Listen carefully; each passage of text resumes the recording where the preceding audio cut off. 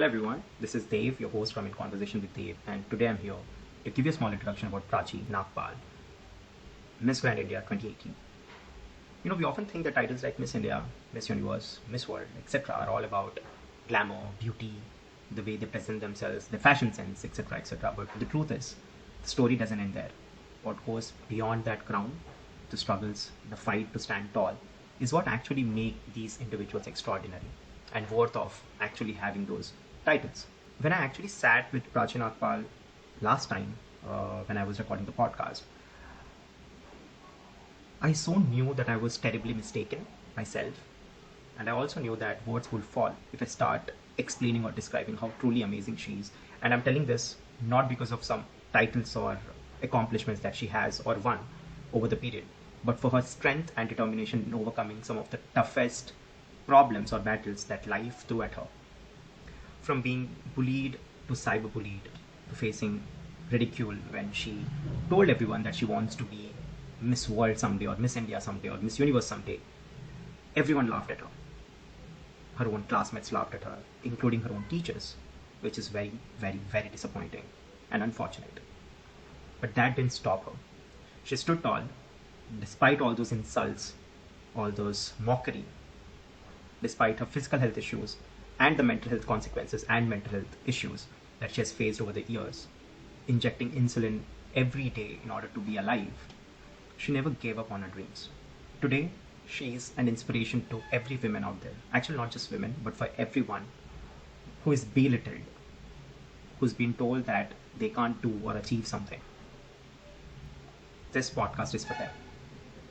For you to know that no matter how big your dreams are, if you're determined and disciplined enough, you can achieve them. Join me, or perhaps join us in this very powerful podcast, where you will not only just get to know Praachi, her story, but you'll also get to know why she is the way she is today. Stay tuned. Hi Praachi, how are you? Hi Dev, I'm good. How are you? I'm great, thanks for asking. Right now I'm a little nervous, and this doesn't happen to me much often. But then when I have guests like you, I think I'm bound to be nervous. But then one of my nervousness is because you are the state director of the Miss Universe pageant that's going on, and I also have this in my mind that you have been someone who has had a great journey. Right. When I say a great journey, I really mean it, because not many of your age actually do the things that you're doing, and I think it's my honor to have you on the show. So thank you. Again, welcome. Having said that, I want to understand what's your day, any day, a typical day would look like. I mean, a typical day in my life is ideally me just lazing around on my bed with my dog. But on days when I'm actually working, I think the first thing that I like to do is obviously I like thinking of the fact that now I have my own studio space to go to, because even when, like you mentioned, with the state director, so when we were training the girls and when the entire audition process happened and everything that just happened in terms of the pageant right now for the last 3 months, my life was revolving around that space of the studio, the girls, how to make sure that all of them are coming out of this small cocoons that they were as caterpillars and then now blossoming into the butterflies that they've become now all of a sudden. Right. So I used to wake up, sometimes I used to wake up at 5 in the morning because the girls used to have shoots from 7 at the studio, and then sometimes I used to just wake up at like 10:30 and head to the studio immediately, and then I used to just be there all day at the studio. There was nothing really as such that was in my head apart from the fact that I have these girls, right, and this is my responsibility right now, and to just make sure that they understand why we are doing this. Praachi, first things first that I want to understand is why and how did you come into this? Because I understand the how part, of course, lots of struggle, we'll talk about it, but the why part, why did you think that you'd want to be here, or the place that you're in currently, or the kind of profession that you're into? So I think for me in 2009 is when I saw my first ever Miss India pageant, and I remember that the girl who won that year, her name is Ekta Chaudhary. She was representing India at Miss Universe that year, and she had a bob cut. Okay. So like a girl with just hair of this length. And when she walked onto stage that day, you could very visibly see her tattoos. Okay. So in my head, it was a very different sight, because as an 11-year-old girl, I was always under the assumption that a beautiful girl or a Miss India kind of a girl is somebody with like those long hair, curly hair, and like the perfect smile and all of that. Right. Right. But the moment they announced her as a winner, it really stuck with me that if she can look like this, and in a good way, of course, if she can look like this and win a title so prestigious, then why not me growing up? Because growing up, I was bullied a lot. I was somebody who, I mean, the kind of stuff that I've had to go through in terms of cyberbullying or the way people have criticized me or the way I look and everything, it was always just a motivational factor rather than something that used to bring me down. I mean, I would say in a ratio of 70 to 30, 30% it affected me negatively, but 70% it always used to motivate me more, because I think as an Aries, the fire in me was always that what you tell me not to do, I'll do exactly that. No, I'm an Aries as well. Hey! Yeah. So yeah, I mean, you understand then that, you know, when somebody tells us that don't do this, that makes us want to do it even more. Right. So, you know, when people around me, and especially kids of my age in school, used to, you know, underestimate me or used to say that, oh, you're not even that pretty. And I remember having this one comment saying that the day Miss India ends up crowning you, they should shut down. Really? Yeah. And this happened when? When I was 15 or 16 in school, as a teenager. Right. So, you know, just those thoughts and that feeling of why is it that somebody like me cannot become a Miss India was always there in the back of my head. And then at 18, I got my first tattoo.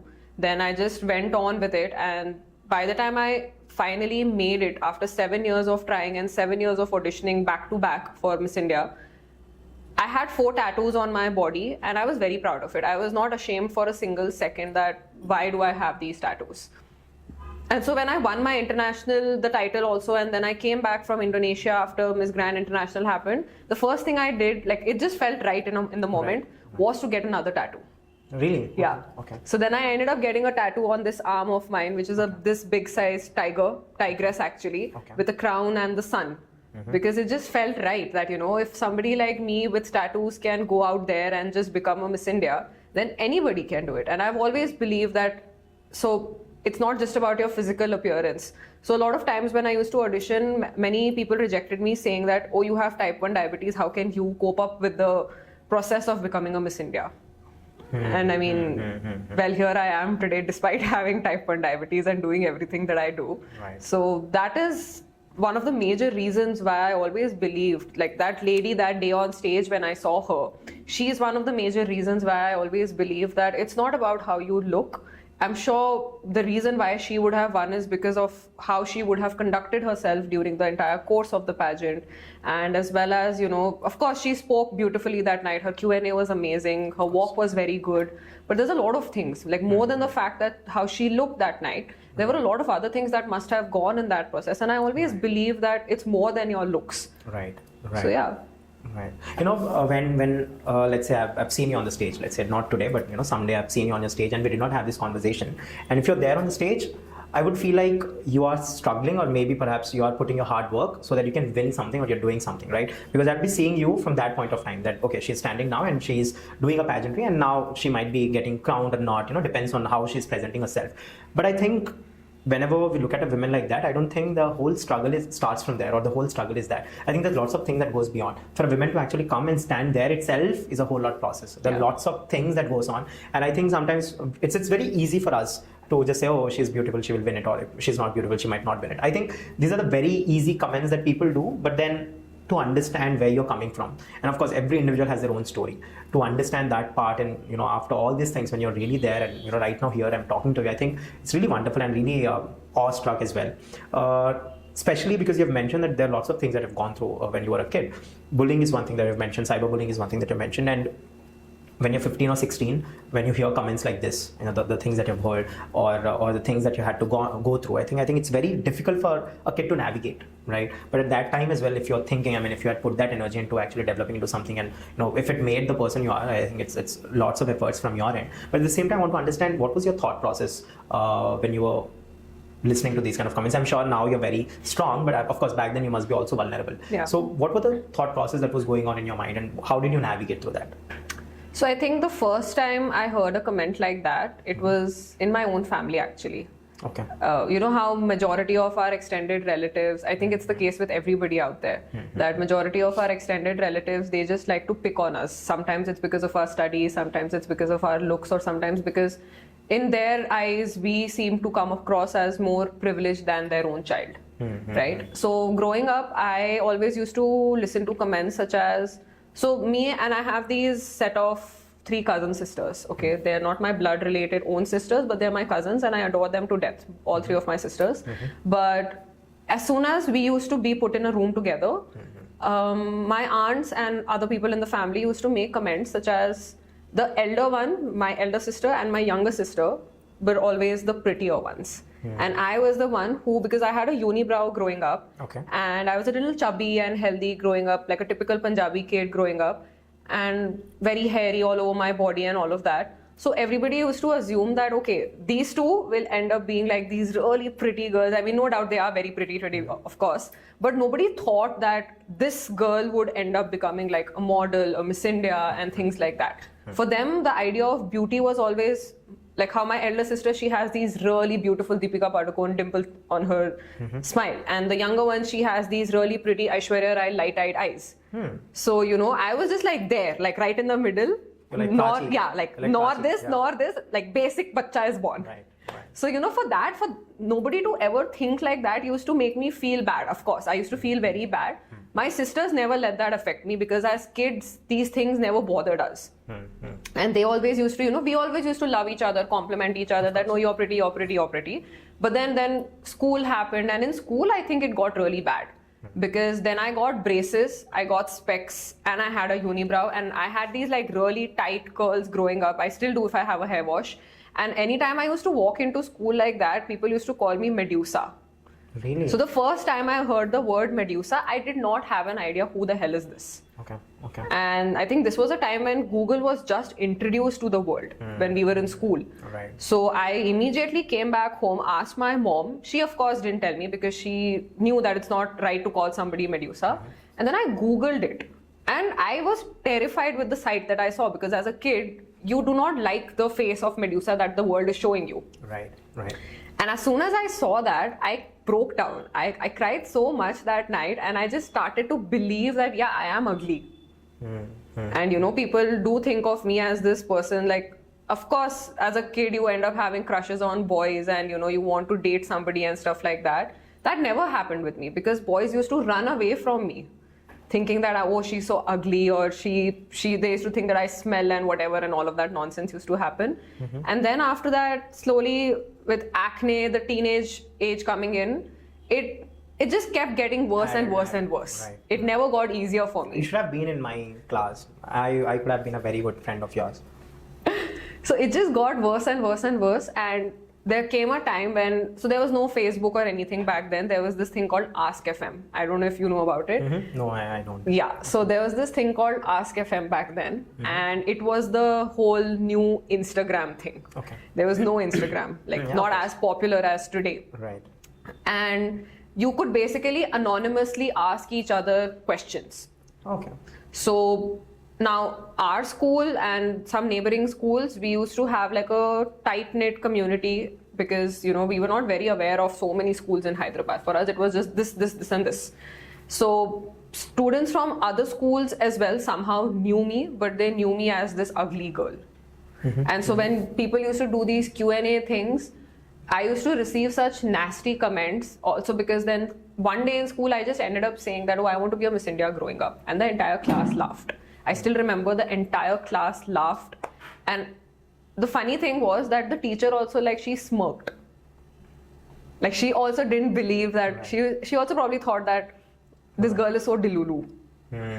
Like, probably back then, people must have thought that I am the definition of delulu back then. Right. But yeah, so some of the comments that I got back then, one of them was definitely this, that, you know, the day she becomes a Miss India, the entire organization should just shut down. Because they'd be so blind and they'd be so, like, she's not the definition of what you call beautiful or pretty.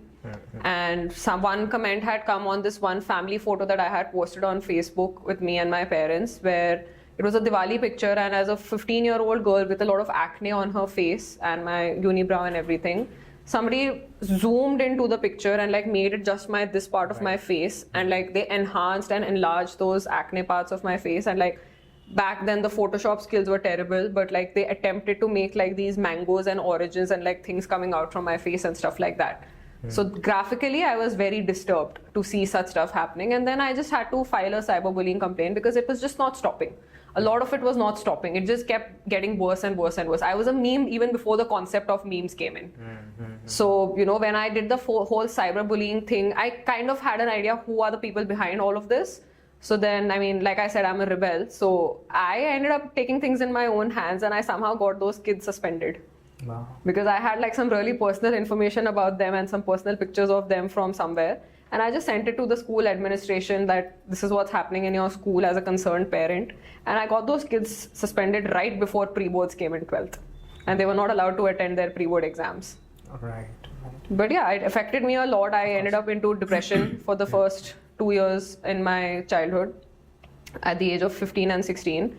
I came out of it at the age of 18 and a half when I joined college.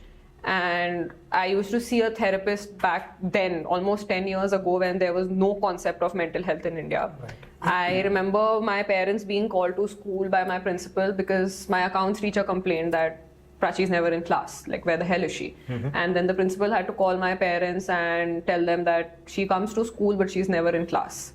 And so then my parents, that time I had to tell them for the first time that I think I might be depressed. Because I used to leave my bag in the class and I used to just go and sit at the terrace. Right. And there were a lot of times when I did contemplate actually jumping off the terrace because I used to believe that, okay, if I'm that ugly, if I'm that not so good to look at, and maybe my parents also might think of me like that. It just, like once that process of the thought is there in your head, it just continues. It just gets worse. It just goes on and on, and there's no limit to how much you can think bad. Right. So that just kept happening with me, and there were a lot of times when I actually wanted to, I did used to do self-harm at night when I was home, and I think my principal kind of figured it out that she's not in the right state of mind, and they told my parents, and I told my parents that, yeah, I think I need to seek therapy. I need to see somebody who's professionally involved in helping me get out of this. Right. So at the age of 16 is when I started therapy. 2.5 years almost, I continued it. Got a little better. But yeah, it wasn't easy as a teenager and as a child growing up in terms of, this journey of wanting to be a so-called beauty queen. It's the irony of life that today when somebody compliments me or when somebody tells me, be it a stranger or now even if my own extended relatives do, there are days when I still look in the mirror and I see that girl from 10-15 years back. I don't see this person that I see today. Right. But it happens very rarely. But for somebody who, not just me, but like anybody who's been through that kind of a trauma or that kind of just a non-acceptance from people, right, they will somehow come back to seeing themselves that way, because that inner child and that small part of you will always be there. You can't just completely cut it out from your own life. Right.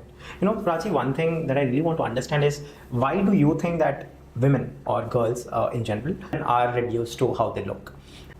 I think one misconception that people have is that let's forget women, okay? Like I feel like a lot of men today out there are also facing this crisis that they assume that, okay, if two people walk into an interview and one of them say has this really good looking like six pack and like a big bulky bicep showing as compared to this boy who's wearing specs and he's just like lean. He's lean and he's there. It's an automatic assumption by the company that maybe having this guy with the big body and everything will be more of an advantage for us than asking this guy anything. Right. And I think it's the same with women as well. It's irrespective of gender actually. That I agree that yes, good looking people make it to the top faster because they can and they do have the perks of being chosen over anybody else. But it shouldn't be that way. I mean, I'm not saying that your brain is everything also, because sometimes there are people whose hard work is better than their smart work, and smart work is sometimes better than hard work. Right. That's two different things. Of course.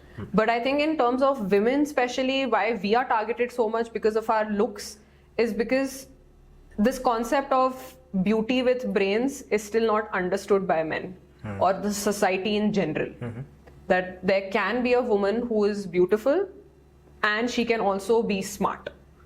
Or there can be a woman who is smart, in your eyes maybe not so beautiful, but she knows she is beautiful. Now one example I want to take is that of our Olympian right now, When Manu won the pistol shooting round at Olympics this year, Started talking about her beauty. yeah, people started complimenting about her beauty rather than the fact that this is a girl who's worked hard for so many years, been through so much failure in life, and now people are approaching her over any other woman who must have, like the Paralympian women when they won their Olympic medals right now. There was nothing about beauty. Yeah, nobody spoke about their beauty. Right. Why is nobody offering them any sponsorships or any brand deals? Whereas she is being offered all of this.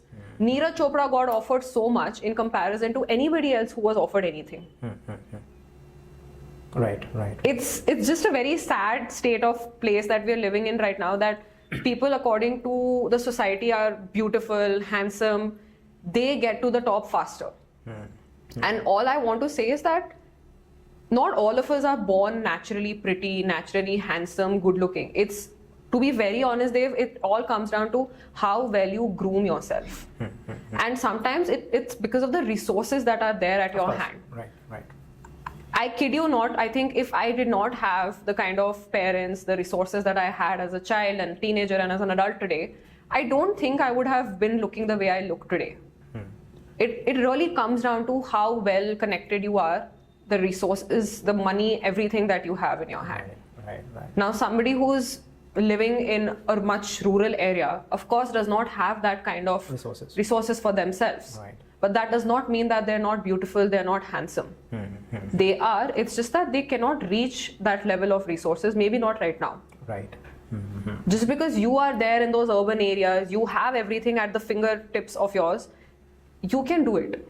But that does not mean that you're better than somebody. My mom tells this, and I believe this a lot, that it's about how resourceful you can be in terms of whatever you have. In whatever you have. It's not about how much resources you can get. It's just about how resourceful you can be, even if you have something limited. And I sometimes feel like the more we have, the more we take these things for granted also. Right. Beauty today is being taken for granted. Right.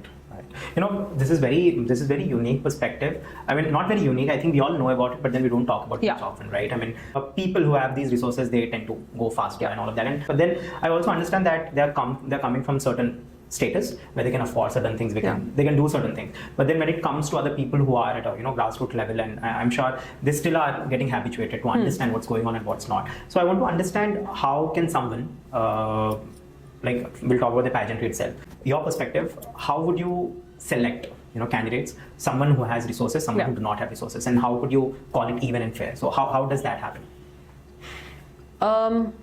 I've very honestly and bluntly told this to even the contestants that we had at our state pageants this year, that today in 2024, pageantry is for the rich. And I'll tell you why. Because the richer you are, the more you need validation. Wow. Wait, what? Say it again. The richer you are, the more you look for validation. Is that why people are getting to the wrong paths as well? Yeah, because now, okay, if I open up Instagram today, all right, and I see somebody from a rural area making a dance video, they never even look back at it. But somebody who professionally shot it at a studio with a choreographer, a videographer, etc., etc., etc., they posted it. As soon as it goes up, they're like, bhai kitne likes hai, bro kitne likes hai, kitne views hai. Right. As soon as a negative comment hits, delete kar, isko delete kar. Bro, how can they talk like this about me? I did so well. Right. Why? Because they had all the resources and they just still needed that validation. They didn't do it out of pure passion and joy. Whereas those people, they just shot it because they loved the art of dancing. They posted it, they left it. They themselves probably don't even know that they've gone viral. Right. Understood. So the more amount of stuff you have around you, the more accessible you are to a lot of things, the more you seek for that validation. And today, pageantry has become all about validation. A lot of times, women... It is very huge coming from a state director, by the way. I mean... It's very huge. I know. Yeah. But I just like to state facts. I just like to state the truth that today when I see girls auditioning or girls showing an interest as to, it's a simple question we ask them, that why pageants? So in the olden days, say 10 years back, we used to get these answers that I want to do good for the benefit of the society and blah, blah, blah, blah, blah. Okay. Right. Today, if I hear somebody saying that, even if she genuinely means it, the first reaction in my head is, she's just saying this for the heck of it. Whereas if somebody actually walks up to me and tells me the truth that I want to be in pageantry because it's a gateway for me to become famous, gateway for me to become an actress or whatever, this, I would rather appreciate that more. Okay. You know, so if somebody, I mean, I'm not saying that somebody coming in for actually helping society is wrong, but if that is what you really are here for, it will not be the first thing you talk about. Right. It will probably be a couple of days later, but it should never be the first thing you talk about. Right. And a lot of girls today, when they come, we obviously ask them that, okay, where are you studying? What do your parents do? And stuff like that. So, you know, a lot of organizers, not me, but like some bigger organizations internationally and in India as well, the moment a girl mentions a certain school, college, or her parents' occupation, you get an idea that how well is this girl off. Okay. And people today want people with money because they don't want to put in their money. Okay. So they look for candidates who can Afford be, themselves. yeah, they can be accountable for themselves. Right. They can afford their own journey. Like these guys will help you, but they want you to help yourself first. Right. It just makes an organizer's job easy. But when it comes to girls who do not come from a privileged background or from somewhere, you know, they can afford it for themselves, it's not like they get neglected entirely. Right. The right people who've been in this industry and this business for a very long time, talent will be seen and it will not go ignored. Let me tell you the case about Manya Singh. I don't know if you've heard about her. No, I don't know. There's this contestant in 2020 at Miss India, Manya Singh. She was the daughter of an auto rickshaw wala in Mumbai. Okay. And she left her home back in UP at the age of 16, ran away to Bombay because she believed she can be an actress. Very typical story. But she couldn't. And she started doing very odd jobs over there. So then when the applications for Miss India came out, she kept applying. She applied for 3 years, didn't make it. And then the 4th year, when she suddenly, you know, believed that, okay, I need to work harder on the way I present myself, I look, like I said, the resources. Right. The resources started coming to her just very, like the universe was on her side that year. Okay. And so the biggest training academy of India today in pageantry, they in fact offered her a scholarship that don't pay for anything, we'll train you. Okay. The only thing we ask is that if you make it, we take your credit. Okay. Which is fair enough. I mean, they're putting in their time and effort for you. So that's the maximum you can give them, right? Right. And when she auditioned that year, it was so different for the organizers to see her as the girl who auditioned 3 years back. And they were so impressed by the fact that this girl has still not given up on her dreams, despite the fact that we know she's not going to be able to afford her dreams. And she won that year, purely based upon her talent, purely based upon the fact that not being the prettiest girl in the room, she was just so gentle-hearted. She was just somebody with such massive support coming from the audiences and the people, because people did vouch out for her, saying that, you know, why does it always have to be somebody with rich parents coming in? I mean, that's not what Miss India stands for, which is true. Pageantry is not supposed to be that. Right. Right. And today that girl has made a name for herself. She ended up at Big Boss. She has bought herself a house in Bombay, which is a very big thing. It's expensive and tough to get a house for yourself in Bombay. But she has that today for herself. 4 years after her struggle. I mean, the struggle's bigger, but 4 years since she won the crown. So it's ideally, I mean, such people also should be taken, and they do, but it's just getting rarer and rarer these days. Right. And if you're removing the scholarship from the whole equation, then she wouldn't have. I don't think she would have had that kind of a polishing and training that she ended up having. Right. Because of the training process of a pageant academy. I completely understand, but then you know the problem that's going on, right? You know the indiscrimination, right? The discrimination, you know, and you also know what are the things that's going on, the ground reality as well as of now, since you have been in this for past 8 years, if I'm not wrong, right? So, as a state director of Miss Universe, were there any things that you wanted to do differently by yourself?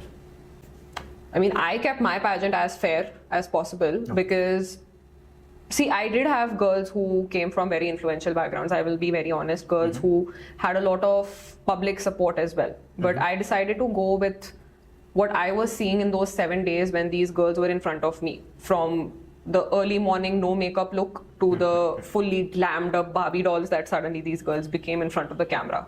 So for me, the idea was to understand that I need somebody who I'm going to be working with for the next 1 year. It's not just that, okay, till the time she goes to Miss Universe India national finals and be done with them. Like even today, me, Niharika, Chandana and Avni, my 3 winners and then my runner-ups as well, all of us, we still talk every day. Right. We don't have to, but we've just built a bond where we love talking to each other. We enjoy talking to each other. Right. We literally send each other messages saying that we miss each other because we had a habit of looking at each other every day for the last 3 months. Right. And now it just feels like there's a void left all of a sudden. Right. And it's very important as a state director, national director, or an organization to find girls that you connect with at the foundation of your values. Right. Some girls, it's very easy for them to be two-faced and show that, they're nice, and then suddenly if they win the pageant, they don't even look back at you after that. Right. But that's where expertise and experience comes in, to identify that who is this girl who is not going to behave like that. And that's because for us as pageant people, we don't look for winners who we want just for 1 year in our life. We want to keep these girls with us for the next number of years with us. Not in the way that, it's binding for them, but if anything happens, we're there as friends to call each other. Right. Like I've seen with my own organization that winners have called up our national director that, sir, I'm getting married and here's an invitation for you. Wow. And that's how it ideally should be. Right. It's not just about that 1 year or till the crown is on your head. It's Right. about building a long-lasting relationship. Right. So if that is what an organizer is looking for, then I think the pageant is fair. If the organizer is only looking for name, fame, and like that little bit of a glory of those 15 minutes, 20 minutes, they're doomed because that girl is going to leave you after she's gotten the crown on her head and then you're left on your own. Right. So the personality and character matters a lot. It matters a lot. Even girls who didn't win the pageant with us, Right. even they still reach out to me and talk to me. And not as their state director, but just as somebody who Okay, they like to talk to. To guide. Yeah, that's it. And they know that I'm always there. There's been times when they've called me at like 1 in the night also, and I've picked up their calls. Right. You're defying the whole agenda that we keep on hearing, saying that women are enemies of women, right? So I really want to understand the truth behind this. Yeah. Is it really the case? And and we were also discussing, and you mentioned that there's certain things, the dark things that happens in pageant as well. I want to understand, do you second this, that women are actually enemies of women, and how's everything for you here? I mean, yeah, I don't agree with this thing that there Do is. you completely agree or you partially agree? I don't agree with this thing that women always support women. Oh, okay, wow. Okay. I don't agree with that because let's say now at a pageant, this particular pageant that happened recently only, as soon as the winner was announced, girls backstage, nobody went back on stage to congratulate her. And now today when she's about to represent India internationally, nobody is supporting her. None of her own batchmates are supporting her. Terrible. It is true that there are girls, and those girls are really blessed if they have a fellow support of women with them. Because to be honest, the way your own gender supports you, even for men, I think the way you guys support each other, the opposite gender would probably not do it as much for you. Like how you guys have this bro code and like that bhaichara, right? Right. When you get that, you feel different. Of course. As compared to when a woman supports you. Yeah, I mean, irrespective of gender, if you have that support, you feel powerful. Yeah, but just having that same feeling coming from the same kind of a person. Of course, it matters. It really changes your feeling in that moment. Right. So I think it's high time though now that we stop with this whole idea that women should not look out for each other and be looking after each other in a negative manner. Because it is true that true women empowerment is not going to come when we educate our men. True women empowerment is going to come when we actually support women. Wow, this is. I'm glad that you're on the show today. I'm glad because I think it's very, very, very right time. It was high time for someone to actually say this, and I think you're just putting everything in place. The articulation, the words, and all of that. Because most of the times we all know it, but we don't say it. Yeah. Right. I mean, we don't know what to say basically. But then the things that you're saying, I can understand now why you have become the state director for Miss Universe. I want to understand, when you were also in the same pageant and you had your journey, were women indifferent to you back then? Your fellow contestants, how was your experience with them? I mean, when I won that night, after that, I did face a little bit of ignorance from my own batchmates. Okay. Considering that literally till the night my crowning didn't happen, I was supposed to be this person who they used to call as the mother of the group. because I really love mothering people around. I just have this very feeling of wanting to take care of You everyone. only take care of girls? No, for everyone, literally everyone. Okay. Okay. I just like taking care of people. Okay, so it just became very funny for me that till the time I didn't win, I was being called as this mother of the group. And then the moment the crown landed up on my head, I woke up the next day with the same feeling that this is my friend, this is this girl, this is this girl. I didn't have this feeling, oh, I am Praachi, Miss Grand India, you are this person and this person. I didn't have that feeling. Of course. Because the crown was on my head last night for like what, those 30-45 minutes when the photos were happening. After that, I came back to my room, slept the way I sleep every night. I woke up for breakfast the way I wake up every day. And I came down. I didn't get my crown on my head and then come down, right? Doing this. Right. I mean, so, but you know, just having a feeling of power is what makes people dislike the other person. We've just symbolized a crown with power so much that the moment we see it go on somebody's head, we feel like this person is above me, whereas it's not the case. No, one thing that I want to also understand is, you have mentioned about women empowerment. I want to understand first thing is pageantry really relevant even today? And if it is relevant, in what way? And I want you to be brutally honest. Yeah. This is actually a pageant question. We asked this to girls, Really? that do you think pageants are relevant today? I'll see what you're answering to me. So if I have to be very honest, now since I'm not a contestant, I don't have to be diplomatically right here to make anybody happy, but also not so controversial that your show gets shut. Right. But if I'm being very honest, yes, pageants are still relevant today, and I believe this only very strongly because if there were no pageants today in 2024 also, Dave, a lot of women today, the kind of backgrounds and the kind of places, not India, I'm talking worldwide right now, okay? Right. The places that these girls, the stories that these girls come from, for some of them, this is their only escape. This is their only chance to actually put it out there that To come out. this is who I am, please look at me, I need you. Right. Sometimes it's not even about the feeling that I'm here to win. Sometimes it's just about the feeling that just listen to me. I'm here. I'm alive. Yeah. Like just help me feel seen. Right. Pageantry today helps a lot of women, especially the kind of world we are still living in today in regards to how women are being treated. Right. It's just about this one feeling and this thought of I am seen here. Wow. Right. Right. I think it perfectly answers my question. Right. I mean, of course. And then we'll talk about women empowerment now. In what way do you think pageant is actually helping women in terms of empowerment? Of course, one thing is they're seen. Of course. Other than that, Apart from this, I think now, say for example, the winner from last year of Miss Universe, Shenis Palacio of Nicaragua, she is a girl who comes from a war-torn country like Nicaragua, all right? And lots of rebels going on. Yes. Yeah, of course. she has still not gone back home to Nicaragua for her own homecoming. But the fact that she was not able to go back home to her own birthplace inspired so many other nations and countries to call her and make her feel like even we can be your home. Wow. You don't see that happening in offices, in companies. Corporates. Yeah. You don't see that happening in any other industry, right? And as a woman in pageants, I think when you are out there on a stage, the fact that today there is more men watching pageantry in comparison to more women watching pageantry, it's also because men through pageants have learned to identify a feminine side of their own. It has helped men also to become more sensitive towards women. Wow. It's helped us desensitize the feeling that a woman should be strong or not strong, or a man should be strong and not strong. Because when a woman goes on stage and she speaks, taking a stand for herself, for her partner, her family, her community, it shakes up the entire audience in that room. Right. It doesn't just shake up the person who's close to her life.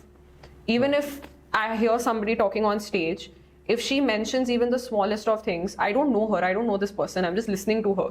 But it leaves me feeling that there is a connection here. That's what pageantry, and a woman in a pageant, she does this. Wow. It's not about winning the crown. Right. It was never about it. It was never about winning the crown for many women. Right. Today there's women who, because they had this platform of being there talking, there's women who are there at the UN today. There's women joining politics today. Right. They are helping in environmental programs today.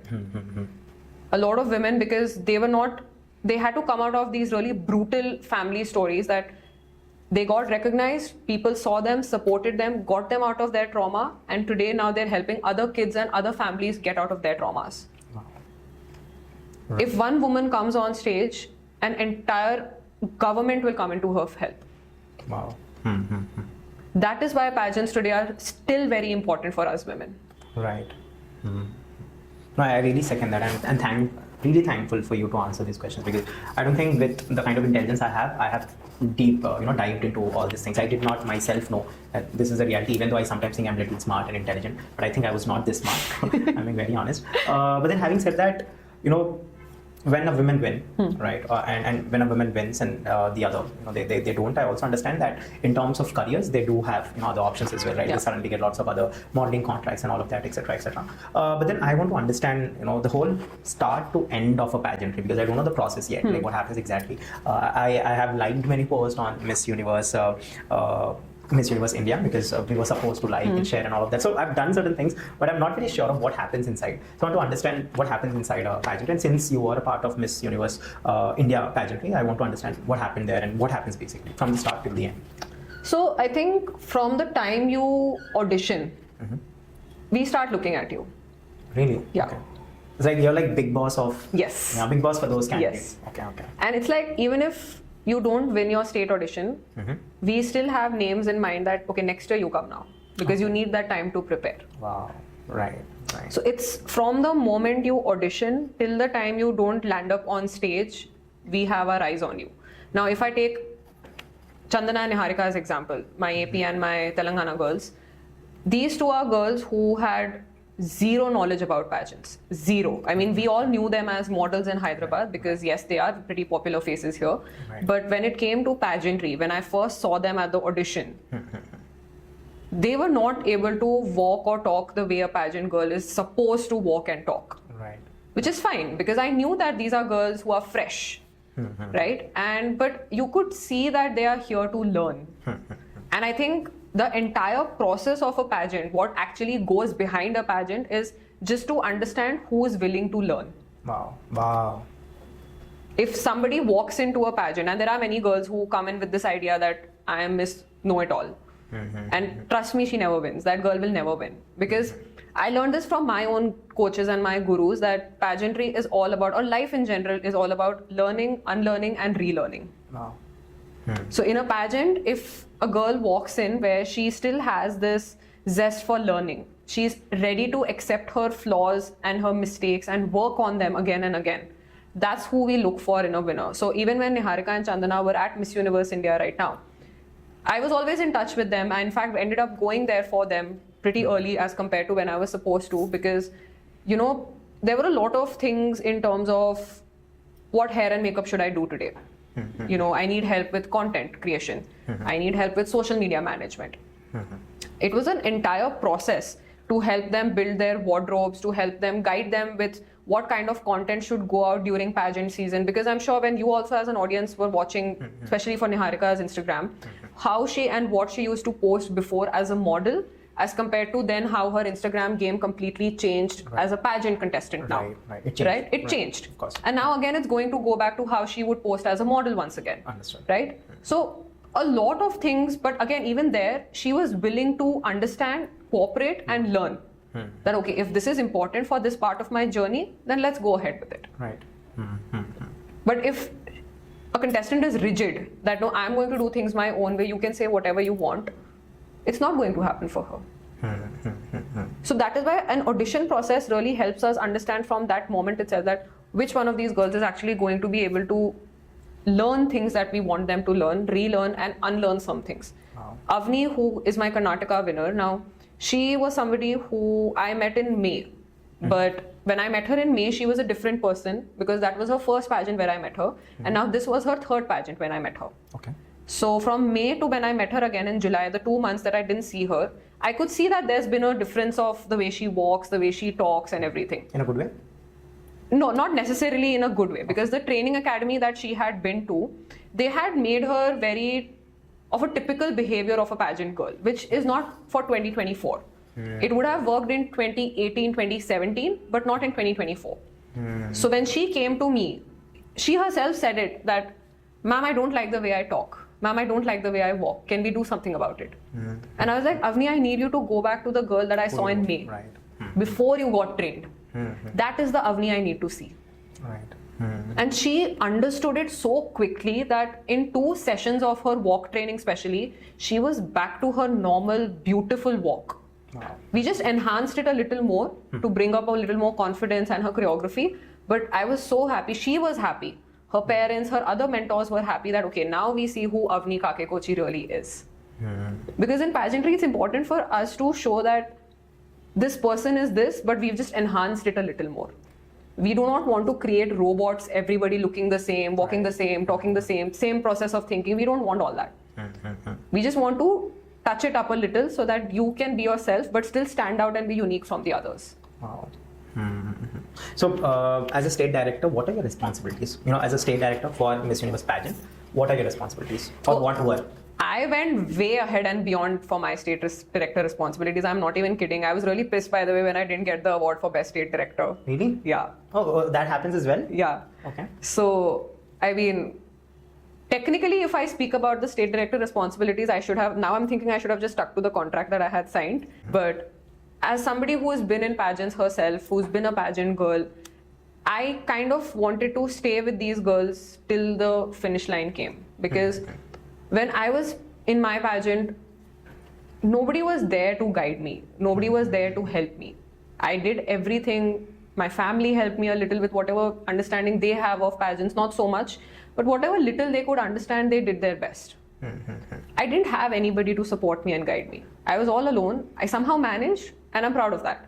But with these girls, especially with Niharika and Chandana, who were so fresh and raw out of modeling and coming here, I couldn't just leave them like that. It somehow just felt like a responsibility in a good way that, you know, I should help them. Make them realize that this is also a side you have to yourself that you've probably not seen till now.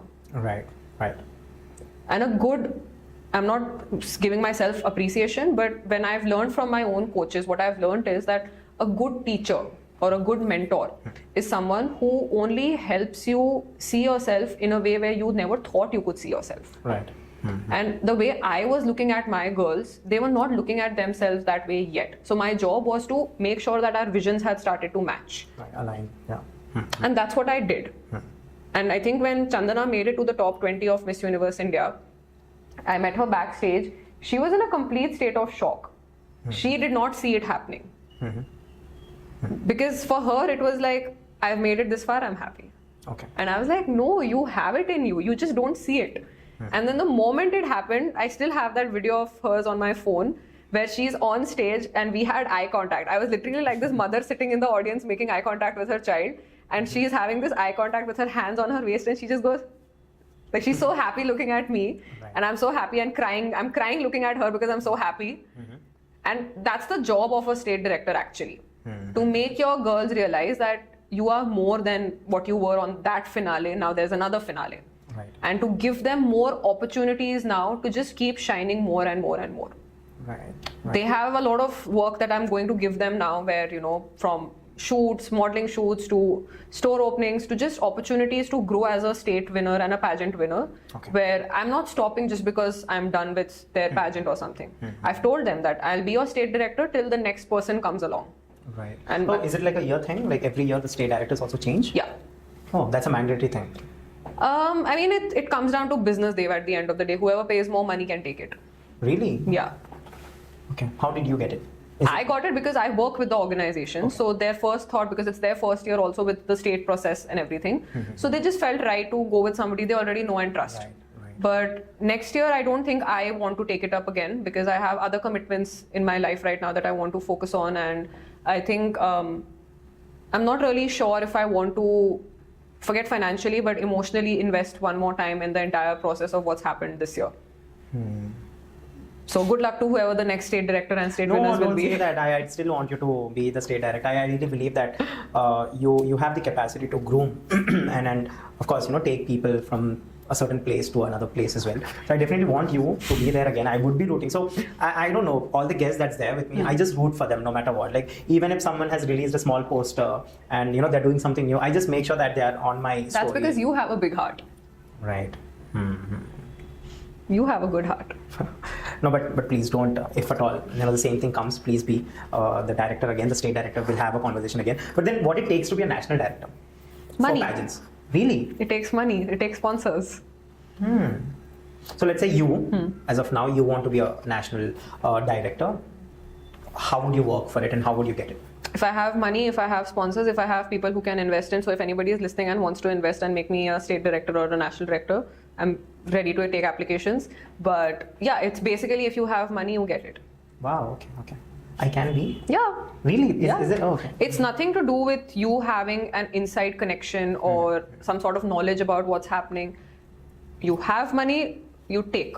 Right. So tell me this. What are the opportunities that you actually get? I understand. See, first things first, when you become a director, national or state, there are lots of things that you have to work on, right? And you just mentioned that you have to pay money. Yeah. Right. How does that work? Why would I pay to keep myself working? How does that work? See, and why do people actually try to be a director? If at all, you have to pay in return, not them otherwise. So how does that work? So majority of the state directors this year, when we signed up with the organization to become state directors, I did it purely out of this idea that this will help me be in touch with my passion, which is pageantry, right, but also help me in reaching out to more girls and helping groom them, since I am eventually starting out my own training academy. Okay. So in back of my mind, I was thinking that. But a lot of other state directors, for them, it was sort of like a business opportunity where the kind of name and fame you get with being associated with a brand like Miss Universe India, right, it is a big deal. It adds to your profile, it adds to your status, and your clientele will increase eventually. So it had a lot to do with the goodwill of the name that comes with Miss Universe attached to it. Right. I don't know if this is the right question, but I want to answer. I want to question. How much does a national director pay to actually become a national director? Any number? So say for... I'm talking about national director. Yeah. So say for becoming the national director of Miss Universe India, okay, you would have to pay anything between 1.5 to 3 crores. Wow. Okay. Handsome. Anything between. Okay. Yeah. Good. Handsome. Okay. Yeah. And for a state director? I mean, I paid anywhere between, I'm not telling the exact number, but anywhere between 1 to 1.5. Crores. No, lakhs. Oh, okay. If I had crores, I wouldn't be a state director. Wow. Oh, nice. I'd definitely aim for national director. Nice. Great. So now I want to ask this question. Of course, you have been to many pageantries and many pageants. I want to understand, was there any time you felt that the pageant is being unfair? Many times. This time as well? Many times. Really? There's been like so many pageants that I've watched over the years where I felt like the result was unfair. But again, that's from an audience perspective. But once you are at a pageant and you are in the team, in the jury. yeah, and you've lived those days with the girls as a team of the pageant organization and everything, you end up realizing that, like I said, it's not always about the most beautiful girl winning or the most smart one or the best body or stuff like that. It never comes down to all of those things. Because say if one girl is facially the prettiest, it's not important that she has the best body or she has the smartest brain. Right? Or any of this combination, basically. It all comes down to, at the end of the day, who the organization wants to work with in terms of what they bring to the table as a human being.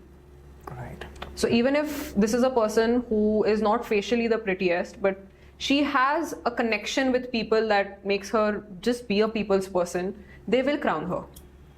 And you will not know that unless you meet this person. So say, for example, this year also, when Shanice Palacio, the reigning Miss Universe winner, had come to India, a lot of people were not happy with her winning also because she was not a so-called fan favorite during her year last year. There were many girls who people were rooting for.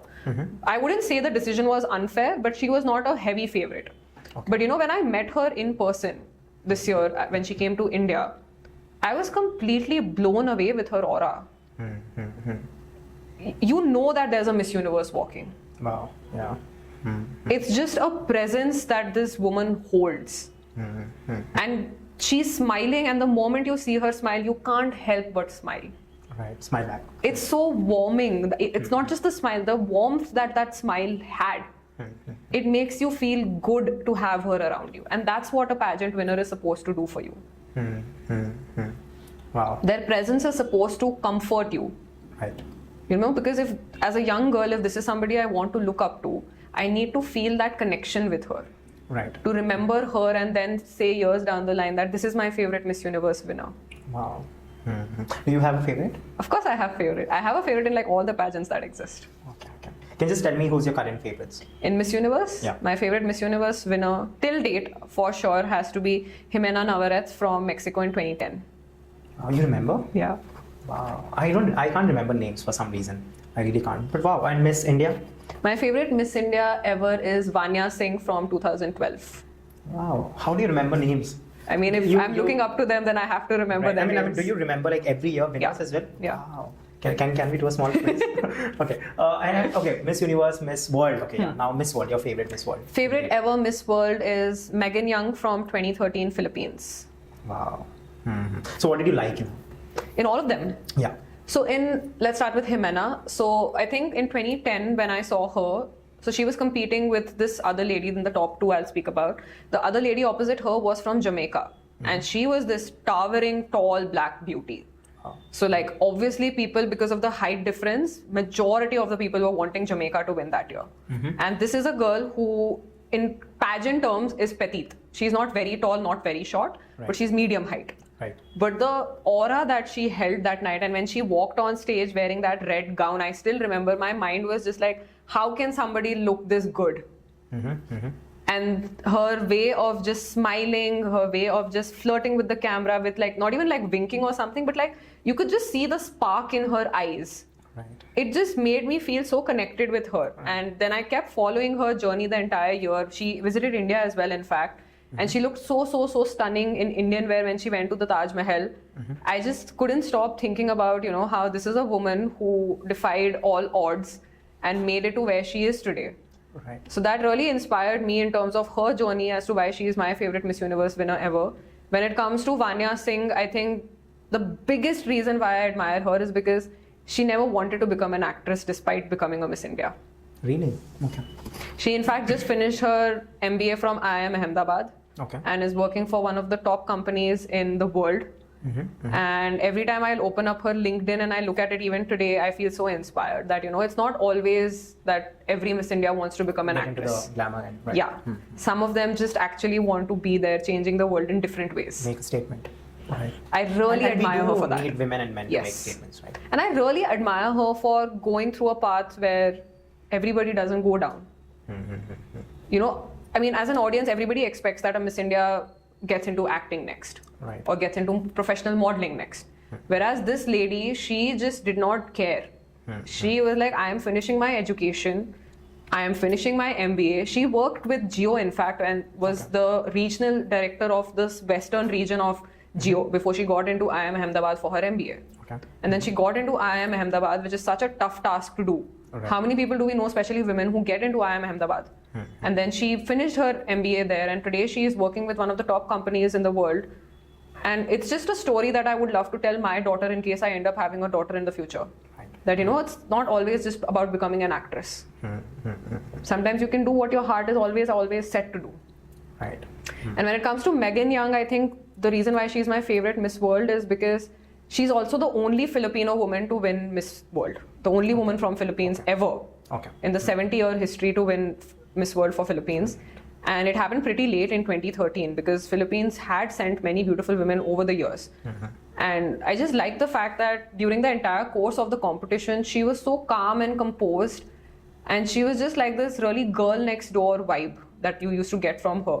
And a lot of people used to criticize her because she has frontal teeth that are comparatively bigger than her jaw. So people used to make fun of her by saying that she has bunny teeth. And that's the reason why people used to say that she should not win. Because she's not facially the prettiest girl. And I used to think, in fact, that makes her look unique and cute the way she is. Right. And then the advocacy and beauty with a purpose work that she did during her entire reign, traveling to so many countries, it just makes you understand that, becoming a Miss World especially is not... It's beyond the stage. Yeah. Right. It's actually how much you can do for the society. Stage. Right. Society off stage. Yeah. Of course. Right. And I think even today, I mean, she's continuing to do that till today. It's been 11 years now since she won her title. But if you open her Instagram, if you open her history till today, you see that that woman has not stopped.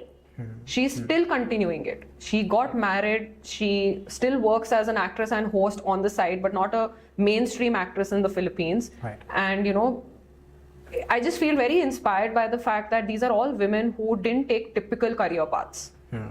They decided to create a path of their own. Right. All they wanted was a platform, and once they got it, they have done it by Yes. Wow.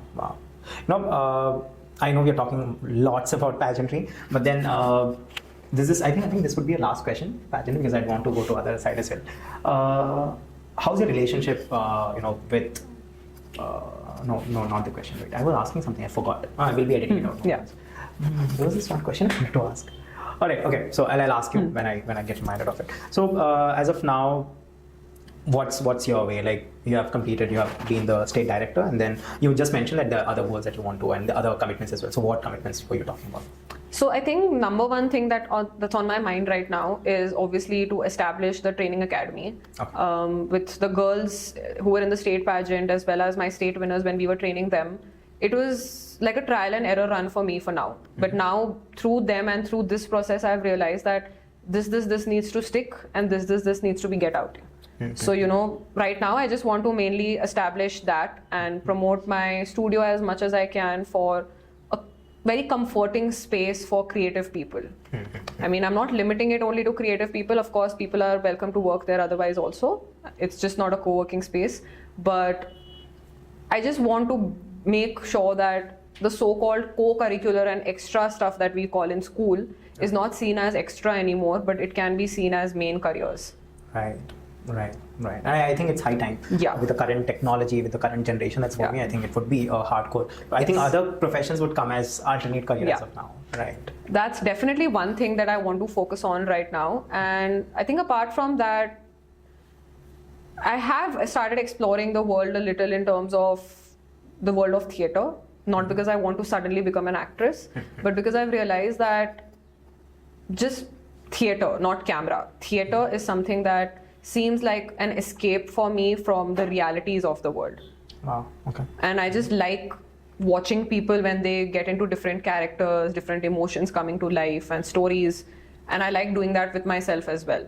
So I've just started doing that, and I think I might want to continue playing around with that genre as well. And I've been wanting to really rescue and take care of street dogs. I do have 2 foster kids at this one place in Madhapur, and I'm looking to do that more a little now because I really feel for stray dogs more than anybody else. So that's definitely on the plate. And apart from that, somewhere down in all of this kachra in my head is also the thought of one day hopefully being married as well. Right. What do you think is the right age for a woman to get married? Whatever the hell she wants. Yeah, of course. Who are we talking to? Right. So, Praachi, I'll tell you something. When you're talking, I'm listening to you, and I'm willing, and I'm also wanting to ask certain questions. But as soon as you stop, I'm forgetting all the questions. I don't know why. This has never happened before. So the question is, how do you evaluate a person? We have evaluated. You have chosen Niharika, Chandra, and of course, wonderful women, and Avni as well. Did you choose Avni as well? Yeah. Okay. So tell me how and what do you look up to when you're actually evaluating someone? I think when I was looking at my contestants, all 21 of them, when we were deciding on our 3 state winners, of course, how they walk, how they talk and present themselves really matters. But one thing that was going on in the back of my head was, who do I connect with the most with a genuine heart? I'm not saying that the other girls who didn't make it didn't have a genuine heart, but who did I need in this moment right now to understand what is at stake currently, because it was the first ever Miss Universe India under this organization, and to understand the seriousness of the competition and actually be willing to put in their blood, sweat and tears. Right. Like, I didn't want somebody to be entirely happy with the fact that this is it. I needed them to see the bigger picture as well, that there is something still bigger on the way. Right. Perfect. So I think I was mainly looking out for that, as well as just presentation skills and how ready were they. I mean, we did have 2 months. We trained all 3 of them for 2 months. But pageantry is not just about 2 months or 3 months or 6 months of preparation. It takes years and years sometimes to prepare and get to your best. And even then, years back, when you look at yourself, you'll feel like that was not my best. Maybe today is my best. But I just needed somebody who recognized that this is my best right now. Right. Whereas some of the other girls who, for example, were my runner-ups and who couldn't make it to the runner-up position also, They will be coming back now next year, and Right. they will be coming and going to other pageants as well, because this time for this, they were not ready. Right. But now they have understood that, and they are preparing more on themselves for other pageants, for Miss Universe India again next year, and maybe next year will be their time. This year was maybe these threes, and next year could be their time.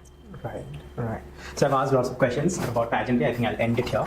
Now I'll come to your personal life. Yeah. Right. So one question that I asked my guests, whoever comes, and the most intrigued question that I ask, because I really love the answers that guests give on this question, is what, according to them, is life. So if at all I can ask you, what do you think life is all about? You have lived for 26 years very gracefully. Still can't believe that you're just 26. But then please tell me, what do you think life is all about?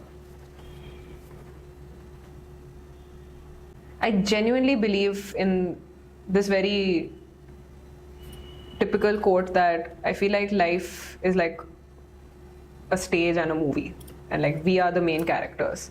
And anybody and everybody who we come across in our life is the secondary, tertiary, and all the extras that we meet. But it's always us who will remain the main and the primary character. And that is why we say that this is a chapter of life that we have shut, or this is a scene that has now come to an end. Because I feel like that is what is happening. Like, there is small these intervals that keep happening. There is the entire drama of when you are sad in life, and then suddenly how something comes out in your life and you feel like there's a hero that's come in your life and it all seems good again, and then the bad comes as a villain again. So I genuinely feel like life is a movie and it's a stage, and all of us are just playing characters and parts on it. Wow.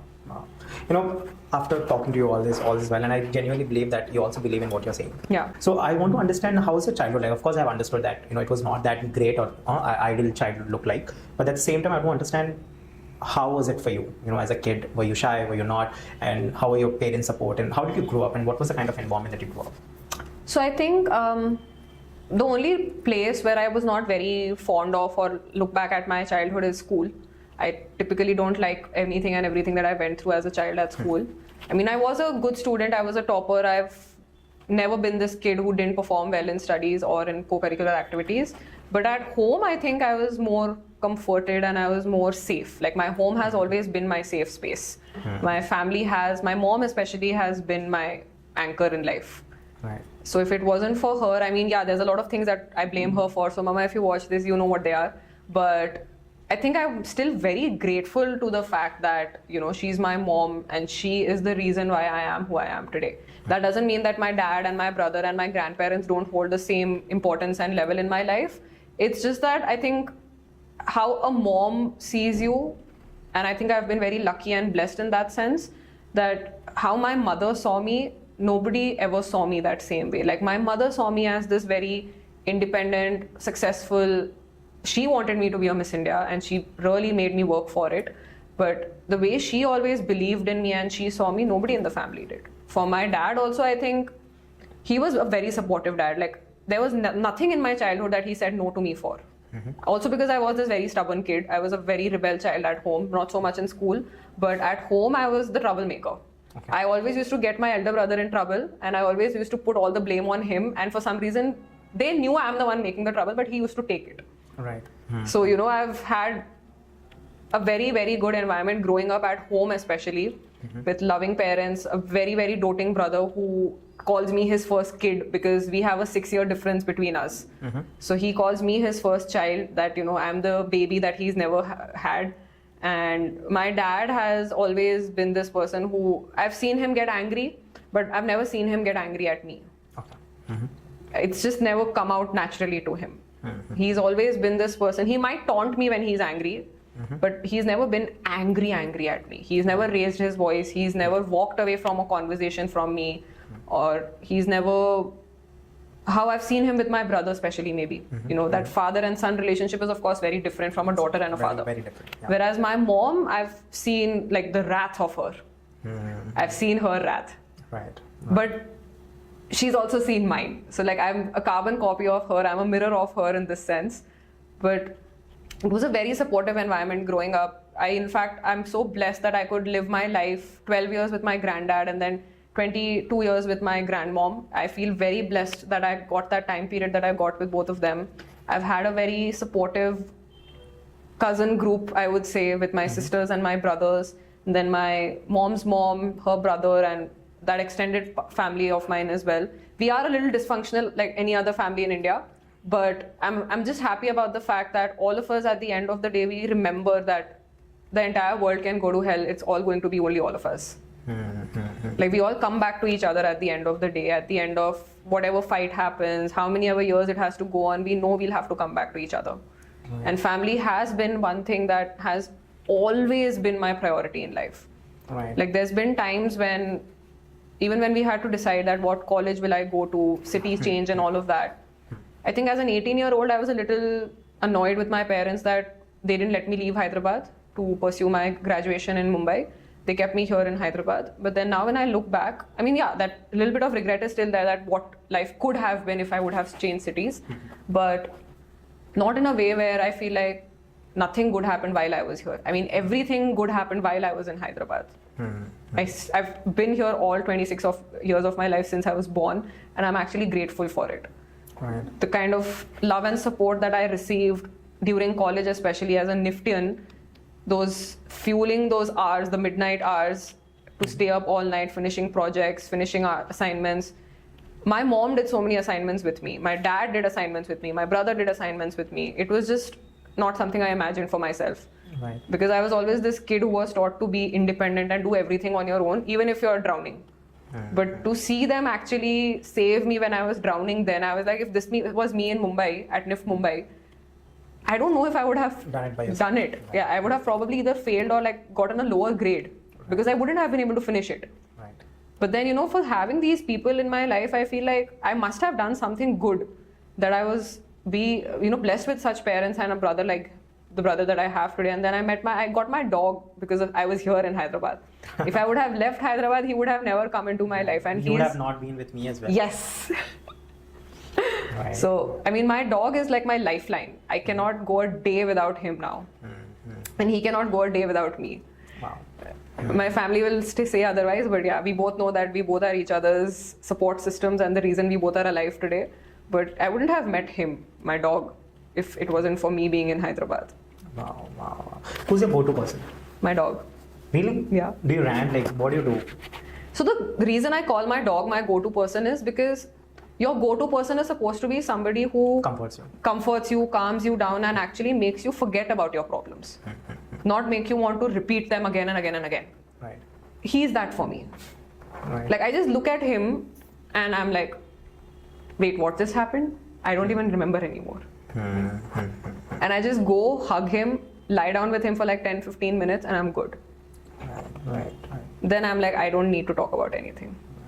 You know, after your school, we spoke about your school, and I'm really sorry for the things that you had to face. And I also know that it's very terrible, for someone at that tender age to actually go through all these things. I'm doing my part to actually change certain things. I hope I would. But then after school, how was your life? After school is when I actually discovered who I am.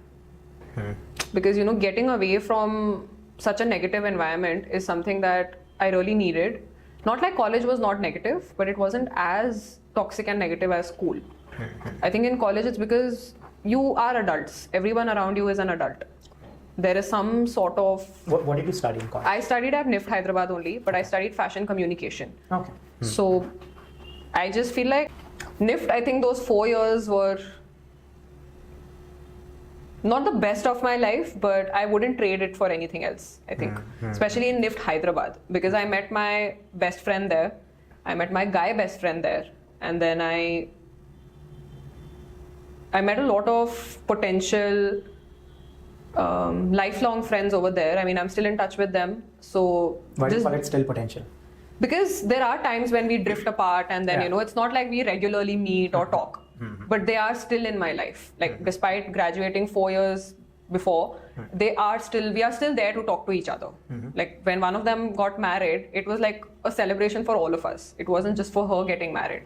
All of us celebrated it. But yeah, I think in terms of growth as a person, and it helped me become and find my own passion in life, which is pageantry is one of my passions, but the other thing that really makes me passionate about is styling people. So I worked as a stylist for the longest time. I still work as a stylist. So even when it came to my 3 winners when they were at Miss Universe India, I was the one styling them. All their outfits, their hair, makeup, shoots, everything was coordinated by me, done by me, sourcing, all of that was done by me. So I really enjoy the behind the scene part more than the in front of the camera Like a part. proper teacher. Yeah. Right. Who enjoys student success. Yes. Wow. I like seeing people grow, even if that means that I might have to push my growth back. But is it fair? I mean, doesn't it feel exhausting at times? No. It doesn't feel exhausting. I'll tell you why. Because, you know, when now, for example, look at our parents. They did make their set of sacrifices and whatever they did in life for all of us, right? But when we do something and say we succeed in it, just having that smile on their face is enough. Wow. And I feel like even for me, when I see like my girls also doing something or somebody I know do something, and if I had a little part of it also to play in their life, I'm like, I'm satisfied. Right. I don't care if the credit is given or not. I'm happy. Right. You know what I'll do is, I've just gotten this idea that one day I'll call Chandana, Niharika, and Apni, and have you also on the show. And I'd want to talk to everyone and get to know more about you. Oh, it will be so chaotic for you. Really? In a good way. Of course. If the four of us are in a room together, it's like not stopping us. Right. I don't know. Maybe you'd ask who's the host at the end. Yeah. I'd be very right. I understood. No, so three of them keep fighting about who is my favorite. I've never told them who is my favorite. Are you allowed here? No. Right. I tell Niharika she's my favorite. I tell Chandana she's my favorite. I tell Avni she's my favorite. Right. But of course there is a favorite. I'll tell you, like a typical mother. Yeah. And a teacher. Yeah. Teacher for the sake of winning. Like Yeah. you get happy when they win. And mother because you're not saying who's the Yeah. favorite. But I do have a favorite. Of course I have a favorite. Really? Yeah. Can you please tell me off the camera at least? I'll tell you off the camera. I'll not say it. I swear by I'm not going to say this to anyone else. But yes, NIFT has changed you as a person, of course, right? And I'm also assuming that it has taught you what your school did not, of course. Yeah. And at the same time, also shown you who you are, right? Because I think college nourishes you, no matter which college you go. Yeah. But of course, it nourishes you in certain ways. And I want to understand, what did you learn from NIFT? Like, what was your biggest takeaway? I think my biggest takeaway from NIFT was the fact that I was not always the goody girl that my mom seemed to think of me. And in a way that, so my mom always wanted me to be this girl who in societal terms is a good girl. Like, getting good marks and becoming a doctor, never having tattoos in life, never having a boyfriend, and just like to the books of how Indian culture is supposed to make us feel like. And when I came to NIFT, firstly, she never wanted me to get into fashion. She wanted me to become a doctor. And I also wanted to become a doctor, but I was particular that I'll become a doctor in the army. Okay. I wanted to join the army. Okay. And that didn't happen because I got diagnosed with diabetes, and then they don't allow people with chronic illnesses to be a part of the Indian army. And so I dropped that and I was like, okay, now I'm just going to like make a complete switch. So the one thing that stuck to my mind was that I hate maths, I'm dropping it. I hate science, I'm dropping it. Max. This is for Max. Yeah. I don't like maths, I don't like science, I am dropping it. Please leave my life. Right. The only thing that came to mind was then commerce, and the next thing that I really liked was fashion. Okay. I did that, and then so even NIFT happened to me because my mom was not ready to send me to a particular college. I was not supposed to be in fashion. I was supposed to be at a proper journalism school. The life goal was that I will become a sports reporter. Okay. So yeah, lots of things. Yeah. Like if not this, then I'll do this. Fashion was only as an elective subject during 11th and 12th, not a career path. Okay. But eventual career path was that I want to become a sports journalist and a reporter. I want to travel the world. Who's your favorite sports journalist? MS Dhoni. No, my favorite sports person is MS Dhoni. Sports journalist, there's none in India. Really? Do any of them do actual sports journalism? You're talking about women or men? Both. Really? You don't find even men? Harsha Bhogle, you don't find? Those are commentators. I'm talking about sports journalists. Okay, a proper journalist. Yeah. There's nobody in India. Okay. Like otherwise, I grew up admiring Mandira Bedi. No, her journey is of course. I mean, she too fab. and to have in our time to have her as a woman sitting in a panel of men and discussing a game like cricket, it was mind blowing to see that. My mom still quotes Mandira Bedi's, example. Yeah, Look I mean, at her. it's mind blowing to understand. Today we have a lot of women who are part of it, but to back then only see her, listen to her voice as the only woman's voice. Right. It really inspired me, and I was like, I want to become a sports journalist and reporter, and I want to cover sports. Because my dad is so passionate about sports. I grew up watching almost all sports possible. Even F1 racing with my brother. Okay. So I've always F1 racing. yeah. I'm like big. Yeah. Oh, that's great. Yeah. So I've always been this girl who was not actually a girl according to society. And NIF just helped me understand that more about myself. That, you know, I am not a typical society's definition of a girl. I'm a girl in my own definition. Right. And I like dressing up a certain way. I like portraying myself a certain way. I like talking a certain way. And my thought process is in this particular way. It might not make everyone around me happy, but this is what I think, when I think. And NIFT really helped me with that, with the kind of teachers that I had. A lot of teachers in NIFT were very orthodox in their thinking a lot of times. So, you know, to take a stand against them was a big deal for me, or for other students as well along with me. And then just the kind of culture that a fashion college has, it, not just me, I think if you'll speak ever to any other NIFTian also, they'll say that NIFT impacts you, and fashion college in general makes you become this person who you really should be in life. Because in a fashion college, the amount of freedom you get to explore yourself more than your subjects, it is immense, because you are not forced to sticking to subjects. Like in an engineering college, I think after your first years is when, I don't think there's a choice again to change your subject, right? So yeah, they'll have to elect it. Yeah, you have to choose it after your first year of college is done. Whereas with us, we always had the freedom. Right. So in that process, it just made it easier for all of us to understand that this is who I am and I like this part of me. And I'm deciding to stick to this. Right. So you completed NIFT at what age? I finished at 22, right in the middle of the pandemic. Wow. And after that, you started... No, then I did my MBA. You did your MBA as well? Oh, how much did you study? I finished my MBA. Okay, which year? This year? 23, last year. Okay. Wow. Which one? What did you... I finished it in luxury management from IFA, which is International Fashion Academy in Paris, but I did it from their Turkish branch in Turkey. Okay. You were in Turkey? I didn't go to Turkey, so I finished that also online.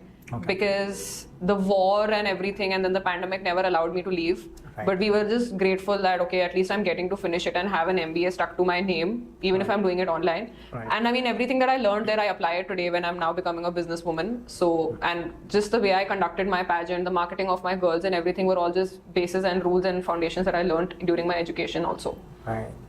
I've studied much. I've stopped studying after my degree. Why? I'm like, no, that's enough. I really wanted my education to be finished. I never liked studying.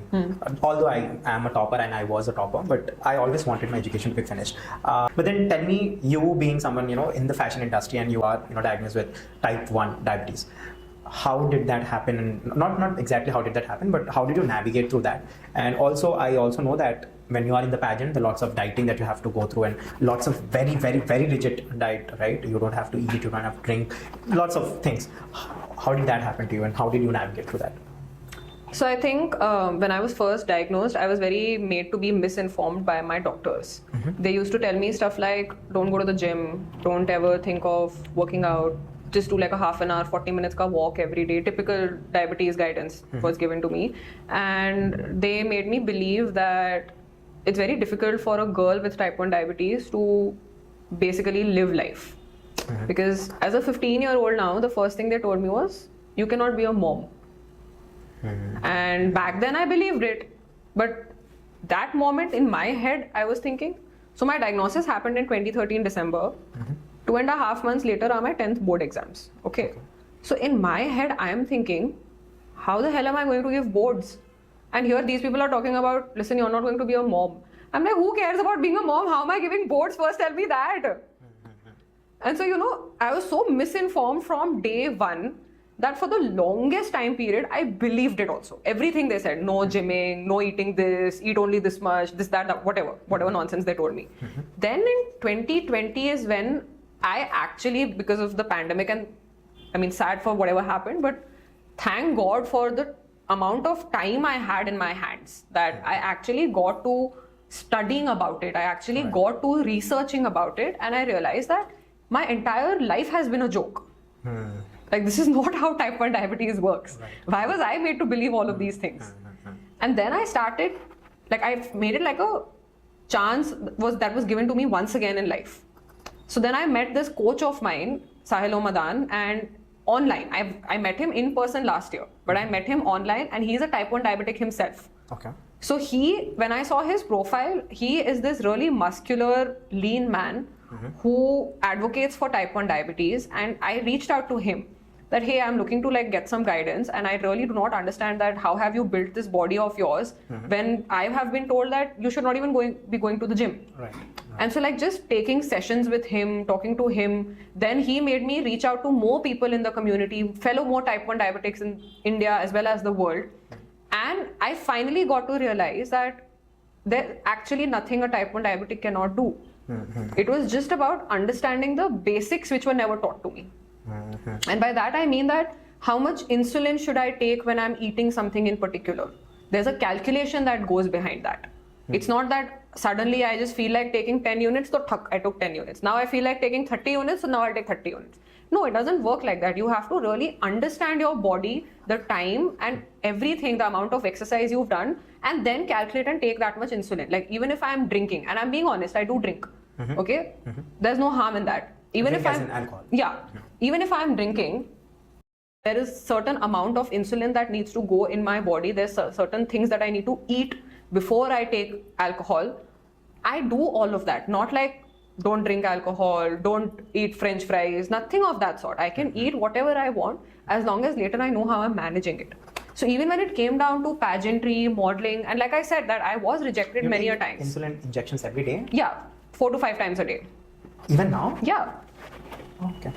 So even when it came to pageantry, I was rejected by Miss India organization for this reason that you have type 1 diabetes and we don't want to deal with somebody like that. Firstly, that hurts, saying that somebody like that. I don't know what that means, but whatever.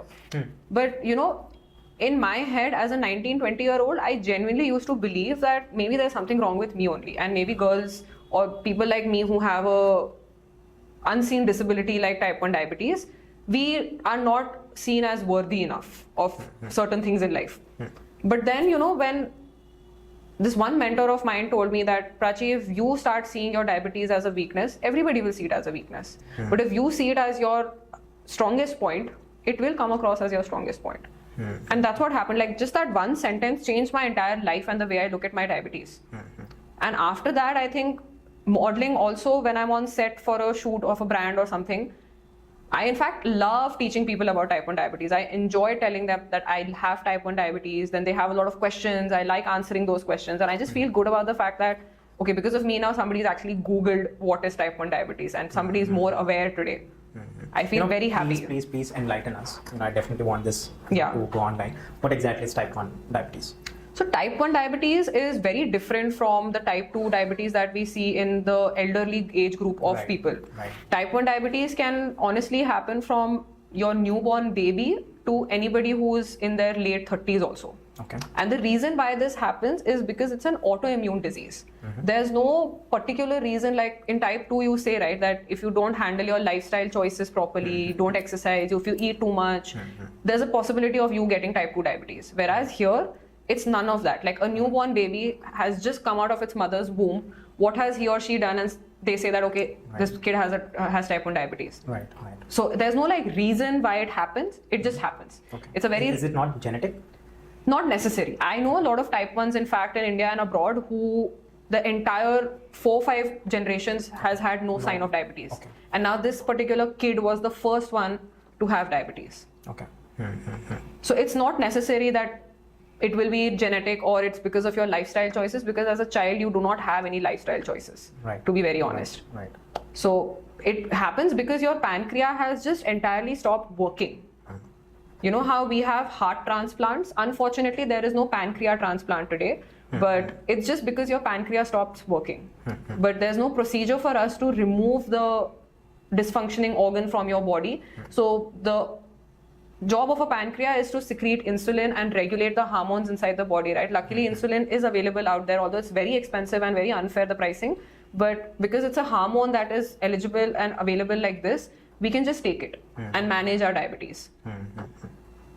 Unlike type 2 diabetes. In type 2 diabetes, here the phenomena is the same, that you also have to exercise, you also have to have certain restrictions in what you eat, how much you eat. All of that is there for sure. But I feel like as a person living with type 1 diabetes, that I find living with type 1 diabetes easier as compared to what I used to see in my grandparents living with type 2 diabetes. I find this much easier. Right. And it's never been a problem in terms of my modeling, at least. And in fact, just 3 days before, when I posted a story, I said this, that 75% times when I fall sick, it's not because of my diabetes. It's because of, say, the viral infection or something else. A lot of people assume that if you have diabetes, especially type 1, you're prone to a lot of diseases. I agree, you are. But not everything that's happening to me is because I have diabetes. So that does not make me a patient. I'm not a patient. Right. I'm just like everybody else. It's a disability. Yeah. But 75% times when something happens to me, it's because of other reasons. 25% times is only when it's happened that it's because of my diabetes, something got triggered. Right. That's it. Right. How can what are the measures that one can take to regulate and live a healthy life? I think when they have type 1 diabetes, at least. Number one is, of course, making sure that you're taking your insulin on time. It's very important to have your insulin timings intact. What happens if you're not taking the insulin time? Like, what happens? Either your sugar levels will dangerously drop or they'll dangerously go very high. And you don't want to be in either situations. Because the consequences of having low sugar are also damaging to the point where, you can die, because it can cause a stroke immediately. And even very high sugars can cause a person to have a heart attack. So you don't want to be in either situations. You need to make sure that your insulin timings are maintained. Okay, and you need to make sure that the amount of insulin that's going in your body is measured. It's measured, but it's measured the right way. Now, for example, if I am eating 2 chapatis with a bowl of curry and dal, okay, for my body, my weight, my height and everything, I take 10 units. Okay. For the amount of carbs that this entire meal is giving me, protein, carbs, everything. So you take insulin for every meal? Yeah. After, before? Before. Okay. But for somebody else now, maybe who is taller, bigger, it will still be different. The amount of insulin going in their body will be different. So you need to understand also one thing, that how one person manages their diabetes is not the same as how another person will manage it. Right. A lot of times what happens, even in us type 1s, is that now we have support groups, right? All of us, we reach out to each other, help each other in terms of anything, because we feel like only we understand our problems better. Right. So a lot of times, but what happens is that if this person says that I did this to solve this problem, you will end up thinking that, okay, I should also do this then. Right. But it turns out that that is not how it should have been for you. It worked for them does not mean it worked for you. Like, this was one thing I really needed to understand when I met my coach. Because he made me understand that your diabetes is your diabetes. It's not anybody else's. Theirs is theirs, yours is yours. Let's keep it at that. I can inspire you, he said that I can inspire you with millions of stories, millions of ideas. But you need to figure out, Praachi, what works for you. Because what will work for me will not work for you. It's different. All our bodies are different. All our resistance levels of insulin are different. So if I am taking, he told me that if I am taking 8 units for having 2 chapatis, maybe you will have to start with 12 and eventually you'll drop down to 8. But you'll have to do a trial and error and check. And I did that. I think the way my sugars, my diabetes have been managed since I met him is the best thing that's happened to me. Right. My entire life changed, and the way I became more positive, healthy, because my sugars were in level. They were always in range. And sugars not being in range also leads to a lot of mental health issues. Like when I was first in depression as a teenager, I used to have such high levels of sugars that sometimes I used to keep puking. And because you're depressed, you want to do stuff which is bad to yourself. You don't want to take insulin then. So you just let yourself go through all that. Right. Not realizing that if I just take my insulin, it'll be in range and I'll think proper. Right. It's a vicious cycle. I understand. It's like a loop. Yeah. Understood. Thank you.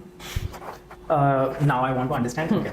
Thanks for letting me know that. I hope people will definitely listen, and I really want this to go out there because India is actually diabetic capital. Yeah. Like it's like world's leading country. Yes. And I really want people to understand, and of course go through a certain treatment or a certain lifestyle as well to decrease it. But at the same time, I want to understand. I've heard this. I don't know if I'm right or wrong, but I've heard that people or girls who go to pageants, girls or boys, they actually face a very rigid diet.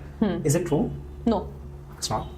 Okay. So there's nothing. You should definitely call Chandana and Avni and Niharika and ask them about their diet during the pageant. Right. No, because I think I've seen an interview where they say, in order to look, in a way, you have to not drink water, you have to do this, that, and all that. So it's not true. No. Okay. And if somebody who follows these things even today, it's only because they're too afraid to work out. Oh, okay. A lot of times we think of not eating as a shortcut so that we don't get to work out. We're just too lazy to work out. Okay. So we feel like, okay, if I eat less, body will be fine, I won't have to work out. Everything will be okay. Right. But not realizing that if you want to eat that half piece of gulab jamun and you then sweat it out for 30 minutes later, it's like nothing ever happened. Right. You got your craving satisfied, it didn't impact your body also, and you're still in shape and looking amazing. Right. We are just so scared of working out. No, I'll take that as a hint for me as well. I used to work out before. I had like 96 abs, I think, when I was 19. And now it's just gone. I think it's because of my terrible habits. I'm sleeping late at nights, eating, ordering food. I think Zomato and Swiggy, I don't know. I really think that I was much more happier when I was away, or when Zomato and Swiggy was not there. Trust me, that entire time was only good. When we had to actually, even to get takeaway food, go out. I know, right? We had to go out. Most of the times we used to like, kaun jayega bahar? And then we ended up not ordering anything. I know, right? And now, barish, I mean, back then if it's raining, then we don't go out. Of course. We don't buy food. But now it's like anytime you have food available on your smartphone, you just have to order. And of course, so I think because of technology, the more technology is getting advanced, we are getting dumber. Yeah. It's a truth. But I want to understand, since you are in this industry, beauty industry, glamour industry, how does social media affect you? I mean, this is a topic that is like to be spoken about in depth a lot, but I won't, because if I do, then there'll be like so many things coming out, and I feel like I don't want to scare anybody off, considering I know there will be a lot of young people watching this, and I don't want to negatively impact anyone, because as much as there are pros, there are cons also. Right. But I think one way that social media has definitely today taken over in terms of pageantry is how accessible audiences are to their queens now. So, for example, when Sushmita, Lara, Priyanka, these women were getting crowned, they were inaccessible to us. Like, there were these women we saw in magazines. We knew they're living in a different city. Maybe we'll ever go there, not go there, who knows. Right. And, we're seeing them on like these trucks during their homecoming doing this, and we are in the audience looking at them like that, right? That is how we saw beauty queens first. Right. Today, a beauty queen for you is one DM away. That, hey queen, I think you performed really well. And because if she's a nice person, she will in fact reply back saying thank you so much, means a lot. I mean, not nice person if she notices. Yeah, if she notices, and if she's genuinely somebody who wants to respond to her fans, she will say it. That, hey, thank you so much for reaching out and letting me know, means a lot. Of course. And then, because she reached out to you once, you now think that, okay, now so she's accessible to me anytime. Now I'll just keep sending her ideas. Right. So we've started taking it for granted that we are all so connected to each other that, okay, now for example, if a queen does not reply, because she does not want to get into this entire daldal of replying to everyone, because if you reply to one, not to one, these guys know each other, they'll bitch. That, no, she replied to me, she didn't reply to you, ha ha ha. All of that also happens.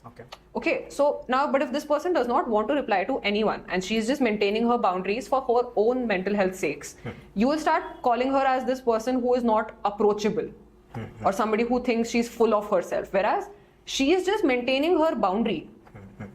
That, guys, I know I'm accessible, but I don't want to do this for my own mental health. Right. And sometimes as audiences, people forget that.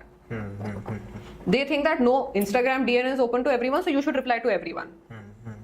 Mail is accessible to everyone, so you should reply to everyone. It doesn't work like that. And they start hating. Yeah, then they start hating, they start trolling you, they start making memes on you. Right. And another thing that's really affected the world of pageantry today is that as a beauty queen winner, it's like you cannot have an opinion of your own. Which is the irony. Yeah. Right. I mean, you have made such a platform so that women can comfortably, openly speak about what they want to speak about. Right. But similarly, you are censoring them. Why are you censoring them? And if, as an audience, you are not happy with what this person said because you don't believe in it, you will start saying that, oh, she thinks too much of herself. Who the hell is she to say stuff like that? You start questioning her entire journey. You start saying such nonsensical stuff and you start bullying this person. goes to another. I mean, I've seen such beautiful women get bullied. Why? Because they were not in support of, say, a particular pageant's result. And they spoke about it. That, there should have been this also taken into consideration when deciding a winner. Right. And then the entire community of pageant fans has just bullied and thrown this person out in the public's eyes as if she never deserved to win her own title. Right. And I think social media today it's good to be connected with your fans, but there has to be a limit, is what I feel fans need to realize. Right. That we are not accessible to all of you and you need to deal with that. Right. Not just us, but anybody. Have you seen any celebrity who gets back to you on a DM? Right. It's not them, right? They have a social media manager who will maximum just like your message and that's it. And you think that, hey, she replied, he replied. They didn't reply, they just liked your message because you mentioned them in a story or something. Right. That's it. Right.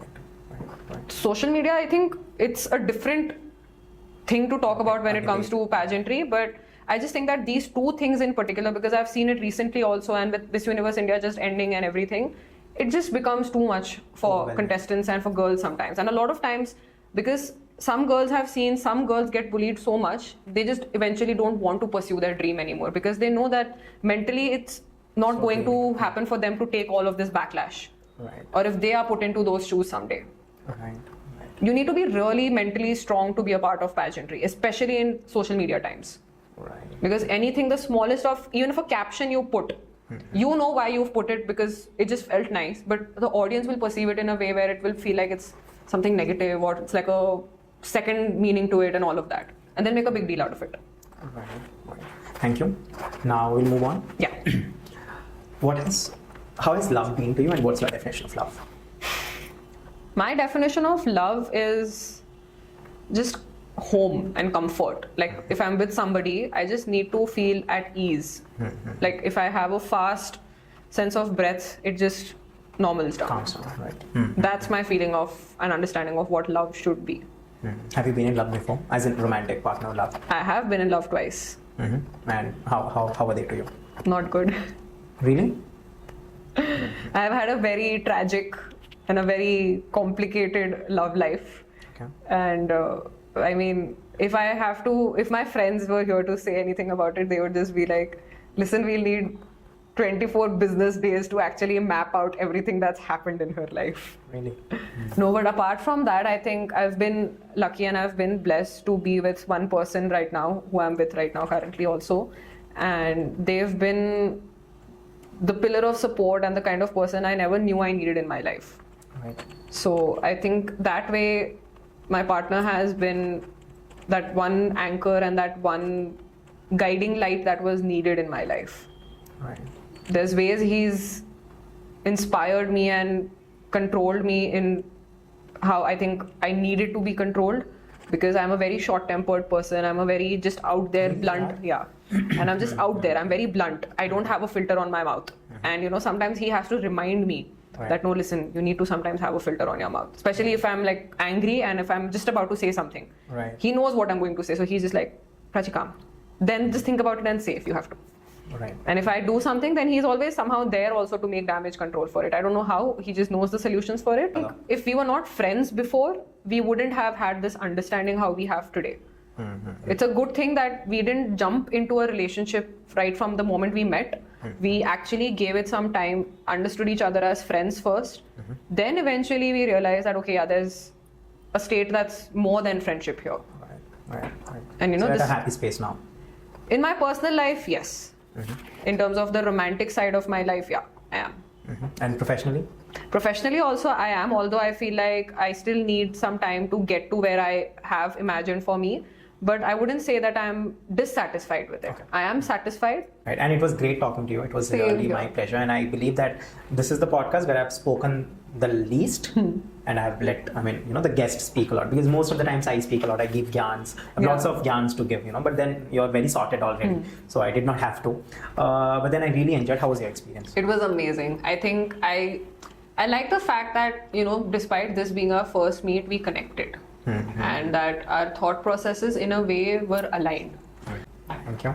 You That's come across as somebody who is older, more mature than your age. I really, I mean, all the guests that I've known, I've spoken to, I all know that. I mean, I call after seeing that spark. It's not that I randomly send invitations and, you know, if you see, then it's okay. If not, if not. I mean, of course, if you accept the invitation, it's good. But if you do not, it's otherwise, you know, it would be a good thing. But then I genuinely call guests after actually understanding them a bit. Of course, not completely, but I do understand. I think that I'm a natural empath, and I'm a person who can understand the energy. You know, I can understand, even though we are not together physically. I can study. You know, I think I'm a little good at that. Maybe I have psychic powers. I don't know. But it was great talking to you. Same here. It was great talking to you, and I'm looking forward to do the dare as well as do many bigger things, because as we were speaking, there were lots of ideas and lots of things that, you know, popped in my head, and I want to let you know. So once we complete the podcast, maybe we'll discuss about it. And thank you, and thanks Thank you so for much. coming here, and again, all the best for everything that you're doing. Thank you. Any way possible, if at all me and my team can be any part or any help of you, please always remember us. We'll always be there. For sure. Thank you. Thank you.